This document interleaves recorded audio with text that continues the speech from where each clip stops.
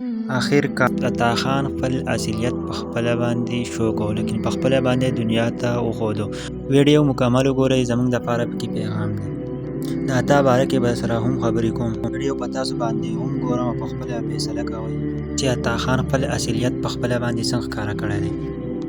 ویډیو سایټ ته ځو، خو لیکن ویډیو به د ټولو پښتنو سره شریکه کوئ. زما یو اصلاحي پیغام به کې پروت دی، د هغه غاړې پښتنو دپاره هم او د دې غاړې د پښتنو دپاره هم.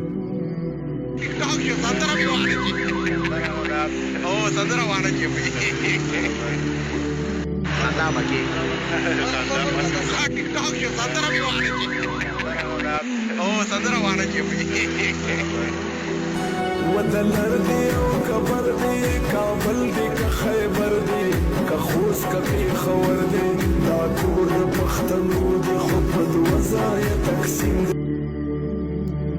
ویډیو وکته خوږو پښتنو ته وایي سچا مسلمان، نن سبا وخت کې ورته وایي نیک بنده. جی دا ورور ورته وایي چې زما سره ټیک ټاک جوړ کا، لیکن دا ورته وایي تصویر دی او که ټیک ټاک دی، ورته وایي ټیک ټاک دی. ټیک ټاک جوړی خو چې ګانه پې ورواله چې په دې ځای کې زموږ د نوجوانانو دپاره میسج دی. نن سبا چې دا خلک په ټیک ټاک باندې ویډیوګانې کوي، سلو موشنې به یې کوي او قسمه قسم ګانې پې لګوي، لیکن دوی د ګانې د ګناه نه دي خبر. موږ له ټولو پکار دی چې یو ویډیو جوړو، په هغه باندې یو اسلامي میوزیک ور واچوو چې په هغه باندې موږ ته ګناه نه میلاویږي. عطا جان دې ورور ته دا ووایه چې له ما نه ټیک ټاک وکړه، لیکن ګانه به پې نه ورچوي.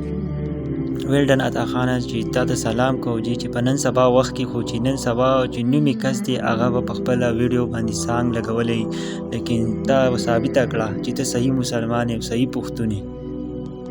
وایي دې په هر ګوټ کې یو داسې پښتانه پیدا کړي لکه څنګه چې عطا خان دی. جی زما دا میسج هغه نوجوانانو ته ورسوئ کومه چې نن سبا ټیک ټاک کوي او ګانې ډېرې زیاتې استعمالوي.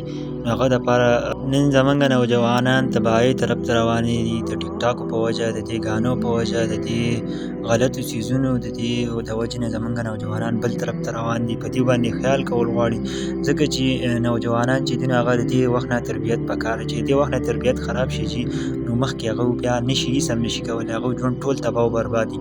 نو موږ ټولو پښتنو ته وایو، ټولو مسلمانانو ته، ټولو مور پلار ته وایو چې څومره هم واړه دي هغه په خپل کنټرول کې ساتئ، د خپل کنټرول نه مه وباسئ. که خپل د کنټرول نه ویستل نو بیا به دا ګانې او دا هر څه به اوري او بیا به د دنیا کې چېرته هم کامیاب نشي.